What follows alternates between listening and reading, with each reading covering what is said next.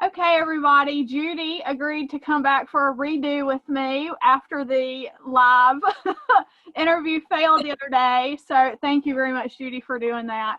So You bet. I'm really happy to be here talking to her, and I'm going to ask her a ton of questions. So hopefully she won't get sick of it. So the first question is the one I tried to ask you the other day is, when you were a kid, what was your favorite doll? Okay. My favorite was Poor Pitiful Pearl. And a lot of you know, if you read the history of her, she was based on a cartoon, which explains a lot about me. I didn't know that as a child.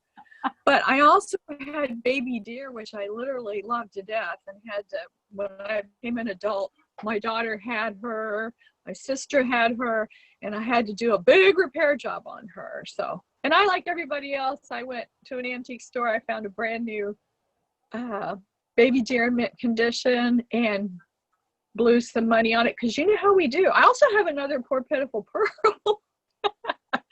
It's sick. It's just sick. I found a Poor Pitiful Pearl one time at a thrift shop or something, and I was so thrilled, but she was completely covered in mold, like on the inside. So that was quite a project. But it's fun. To me, it's fun to kind of like give the dolls new life. So I know you were a caricature artist. We learned that, if we, those of us that didn't already know, learned it from your awesome presentation the other day. What made you decide? How did that kind of translate into doll making? Tell us about that journey. That's a long journey. Well, I worked professionally doing corporate events and company picnics, but I actually got my start as a caricature artist. I mean, I've drawn ever since I could hold a pencil. Mm-hmm. But I used to draw my teachers in study hall, which made me one of the most popular girls in study hall. With the teacher, popular with the teachers or with the other students? No. As a matter of fact, the principal took me out of study hall one day. Somebody had passed him one of my caricatures, which thank goodness was not him. It was a couple who had no chin. He was just made for a caricature. Oh, it was too easy. And he says, and I talked real slow. He goes, "Now, Judy, this is a wonderful talent you have, but when you're in study hall, you need to study." I'm like, "Okay, Mr. King." And so when I came back for my class reunion, I said, "Mr. King, you're not going to believe what I get paid to do now." And he's like, "I bet it's not algebra." And it wasn't. But anyway, so this is a true story. I'm not kidding. So, years later, as we were doing these events, people would request like special gifts for somebody retiring. So I thought, hey, I'll do a caricature doll of that person. Oh. And that kind of evolved into going to doll shows and seeing what other artists were doing. Wasn't really interested in ball jointed dolls until I'd seen the more mainstream cute ones, Yeah. So I'm probably getting right into another question you want to ask, so I'll stop. But that was 2012. I sculpted my first ball jointed doll. And that was Sierra, is that right? Yes.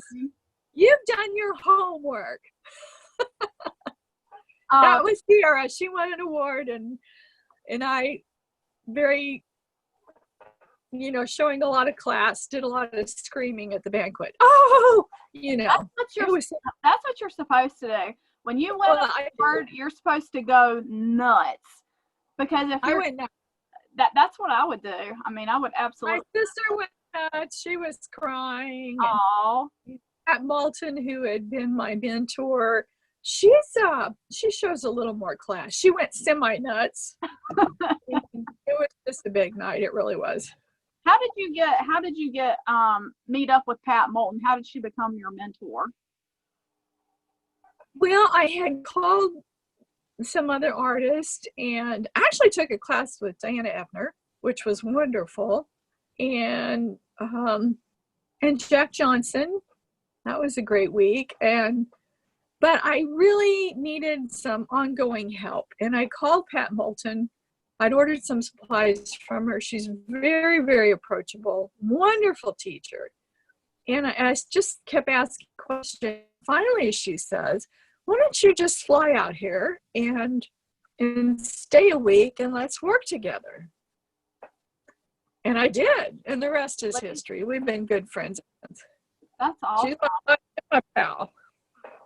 That's great. What was the hardest thing for you from transitioning from the art dolls into the BJDs? Like, what did you find to be the hardest step there, I guess?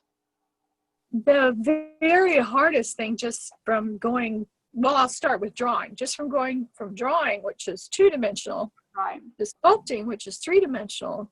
And you can always tell a new sculptor because we know the skull is round, but we tend to make the face flat. We're still trying to do. So I would say just changing dimensions, because I know a lot of sculptors that don't draw.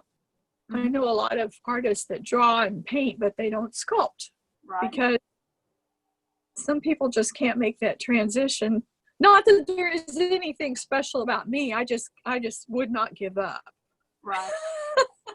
So, well, I mean, I think it's a totally different, it's a different sort of thing. Like, one is more, tangible, where one is more, I don't know, in your head kind of. I don't know. I'm guessing, because I can't draw or sculpt or anything. So that's why I love talking. But you can do computers. Do what? You can do computers. I can do that. So that's my redeeming quality. From all your dolls that you've done, the art dolls or BJDs, do you have a favorite? Well, my favorite's usually the last one I did. Really? Well, not necessarily. I really liked Annie, and if I had one, they sold out, but if I had one, I'd show you. But because she kind of looks like my daughter. Oh. People keep saying, we artists tend to sculpt ourselves or our family. Well, that's not intentional. It just happens. I was working off a photograph. It wasn't of her. When I got through, I go, well, that's Jess. Or I've even had people say, well, your dolls look like you. And I'm like, oh, why would I do that? Let me tell you. Maudie might, because she's kind of quirky, but no. I don't know. I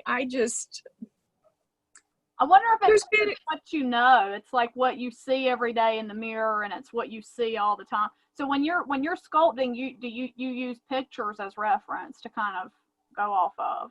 Yes, and a lot of times, I think I mentioned this in my presentation the other day, but I'll go through and I'll keep photographs of faces that I like, and then I'll sculpt something off of that. And then a lot of times, I think I said that twice, for repetition, for emphasis.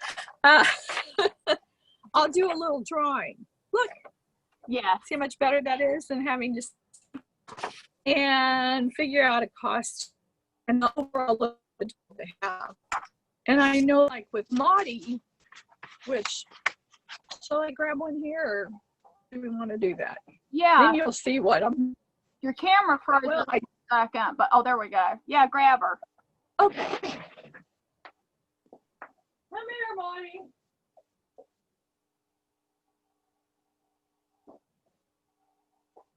Okay. See, my jeans have ink splatters on them. Actually, that was already done. Okay, like with Maudie. Oh, she's so cute. She's kind of caricature looking. Uh-huh. But she started out to be one of my art dolls. Can you see her there okay? And I just decided to make her a ball jointed doll because I liked her. Right. And so far, she's proven to be somewhat popular. You just never know. You can't think in terms of, will this doll sell? I mean, it's in the back of all our minds because it's expensive to have dolls made. Mm-hmm. Get over there, Maudie. Say a few words. She's so cute. She's like this little autumn baby. How old do you see her? Like, do you think of an age group when you're sculpting? Yeah, I do. probably is a 3 or 4-year-old, you know, past a toddler. Although I never see her walk anywhere. But anyway. She's very well behaved then. You know, yeah. She won't be asking for the car keys in a few years or bringing home some. Don't even get me started on that one. Anyway. She doesn't move in the workshop when you're not looking. Well, yes, and pour out a bottle of ink when I'm doing something else. You know, cute things that little children do. That's right. And I've lived through it, believe me.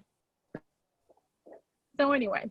Oh, you were talking about, okay, now that's a big transition from art dolls, because now all of a sudden, and I'm kind of a mechanical person anyway. I like tools, power tools, you know. Anyway, so doing the mechanics of the joining, I actually enjoy that. Now, you know, it's a very difficult process to make everything fit. And then you notice I can't talk without my hands. So let me put them down.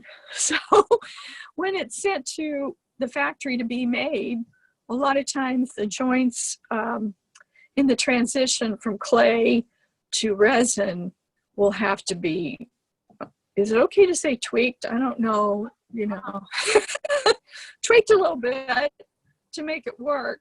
And so that's probably the hardest thing. If you can just do the creative part, make the face and sculpt the doll, that's one of the things I've been enjoying about art dolls. It's one and done.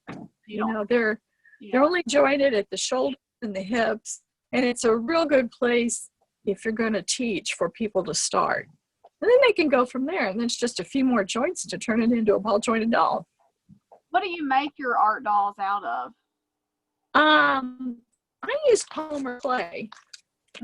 This is, am I putting in a plug for clay here? But this one happens to be super sculpty, but that's what I like. That's what I use. So and then if somebody wanted to get an art doll from you, what would be the best way to contact you for that? Probably a lot of my dolls, my art dolls, I will post them on Facebook first. And sometimes we play Name That Doll, and you know, I think I was showing you that the other day with Quizzy. Yeah, and Lilac, and I already got a hit on Lilac, but we'll see. Anyway, it really, the best way to buy it is directly from me. I don't necessarily, I put them in some shows if they're not strictly ball joint dolls, but usually when I show them, because they're one and done, right? Most of the time they sell them, they're gone, and they're at a great price point, you know, because it's not like a ball jointed doll. I don't have to pay for casting and shipping and all that other, you know, it's just me. Yeah. Do you take orders for them, or do you make them and then they're available? Well, mostly I make them and they're available, but I have done some orders where somebody says, well, I kind of want this to look like, you know, my daughter or whatever. And I don't do portrait dolls. I don't claim that they're portraits, even though I used to do portraits. Right. That gets into a whole different area, you know. But they may have similarities, and they may be made out of some of their own clothes they had when they were growing up. So it's kind of a memory. So like kind of using their old clothes and upcycling them into like the doll's outfit. Right. That's cool. That's a really good idea. I like that. Yeah. Don't tell anybody. Okay, guys, nobody watched that part. Just fast forward that. What are you working on right now? Like, what kind of projects have you got going on? Oh, I actually have one at the factory right now. Ooh. It's kind of a I don't know how else to describe it. It reminds me of a Blythe.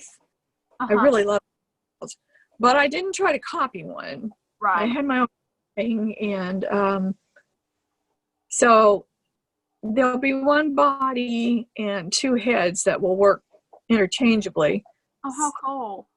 And I'm anxious to see the Gray Master and see how it turns out, because we kind of I don't know, it's just hard to tell when you send it and it's in pieces parts, Right. and then they put it together. It's I'm as excited about it as anybody, you know.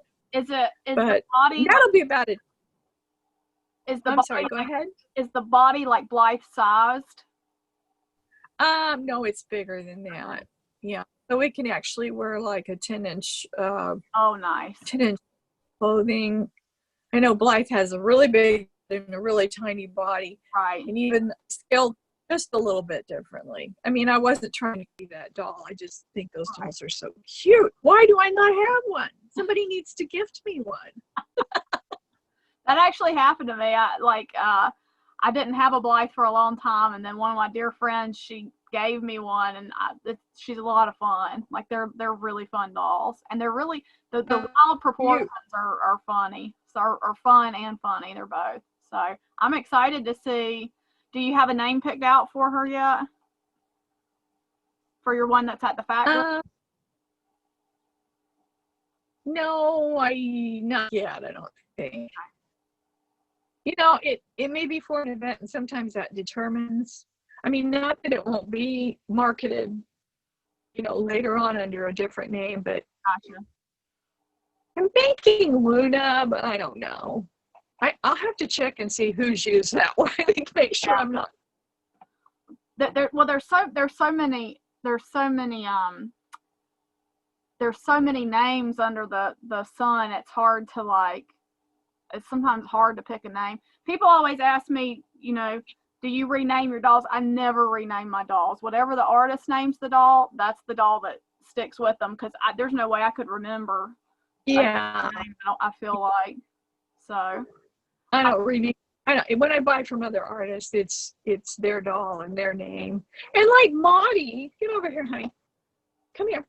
She's actually named after my grandmother. And, you know, there's been a bit of resurgence of old names. Mm-hmm. Give out one grandmother named Nola Melinda. Oh, wow. Someone there is a cool idea. But this grandmother was Maudie May. And I just thought, hey, we need a Maudie. Because she was so cool. At 90 years old, we'd take her to the Pizza Hut, and she would eat pizza and drink beer. And I'd always tell them to check her ID.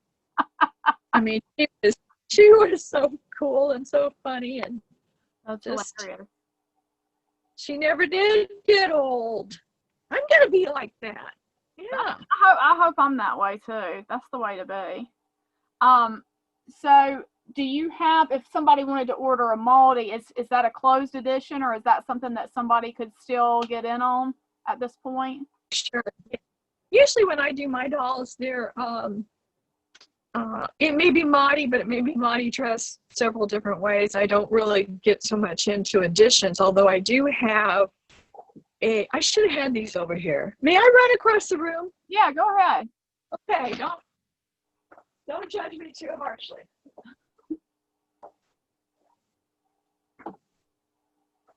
Now, this is where you can tell how much ice cream I've been eating. Okay, this Maudie she's a kind of a country girl look. She has a little basket of pumpkins. And I did do her in a limited edition. I still have a few of these left.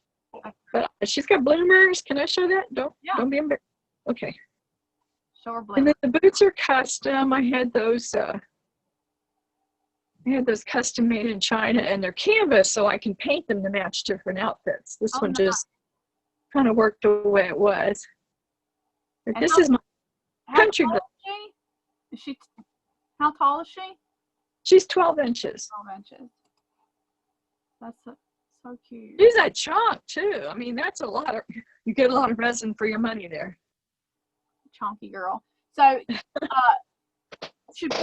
people wanted to reach out to you, should they do it through Facebook, or should they email you or go to your website? What's the best way? Well, I'm ashamed to say I don't keep up with my website real well. There is contact through my website where you can send me an email.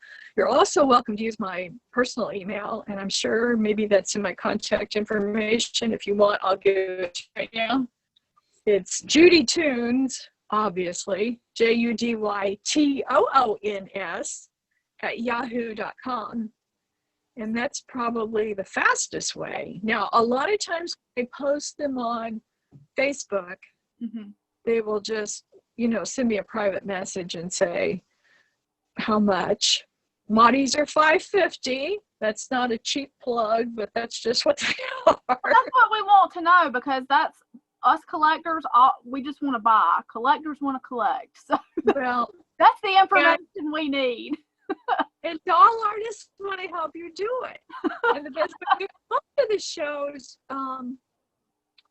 or I'm really bad about, like I said, keeping up with my website. Mm-hmm. A lot of times on Facebook, I don't post the price except in a private message, but I don't change the cost of my dolls according to who's asking. All right. That gets around and that'll kill your business. Yeah. And I want to be fair with everybody. So if I tell you the whole world right now it's $5.50, it's not going to change. Plus shipping. Because they're heavy. Shipping is more. Yeah.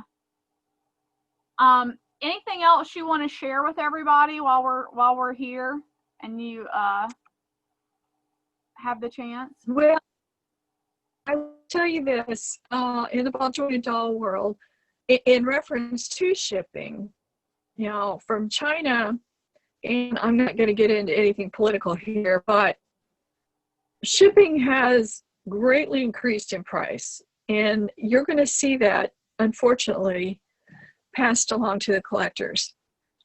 There's nothing else we can do. Because like for me to get an order right now and have it shipped, you've got PayPal fees. Right. And then my last order had like $600 in shipping. Now it would be $900. What do we do with that? You have to build it into the cost of the doll. Yeah. Yeah. So I would say if you ever thought you wanted a Judy Porter doll, now's the time. cheap plug. This year's prices may be better than next year. I don't know.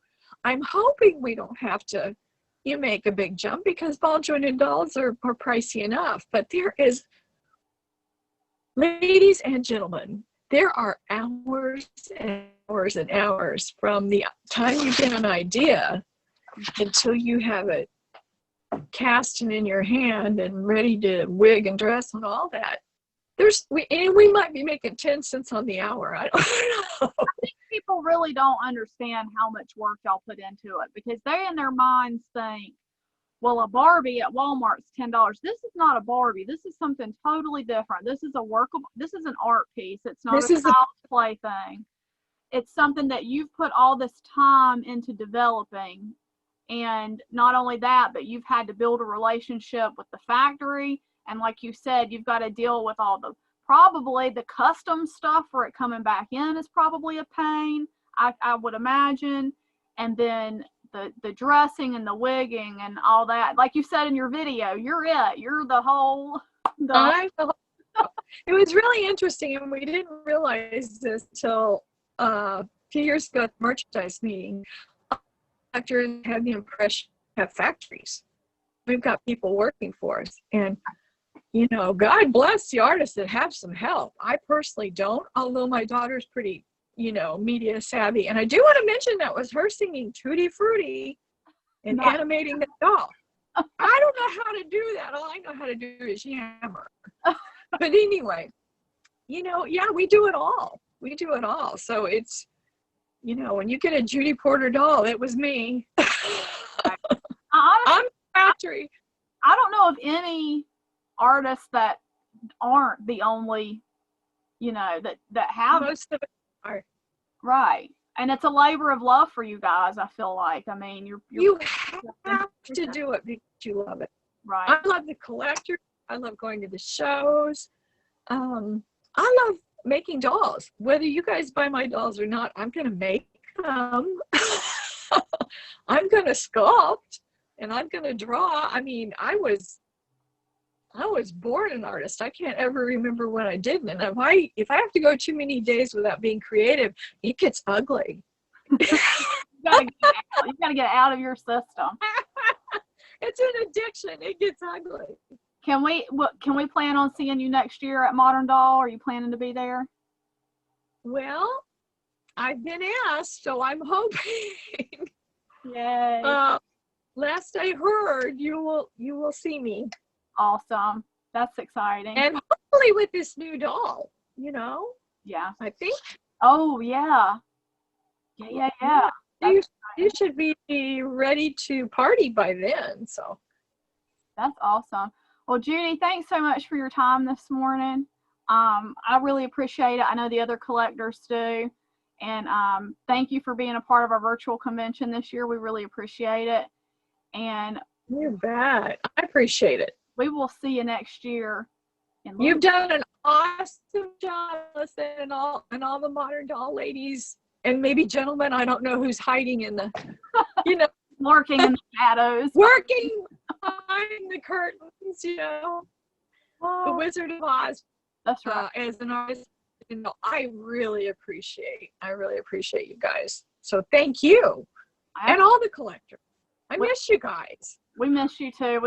Next year is going to be, assuming knock on wood, everything goes well. Next year is going to be a big old hug and kiss fest, I think. So it will. There'll be a group hug. Hug. Well, thank you so much. And I know everybody's going to be excited to see this. So we'll see you next year.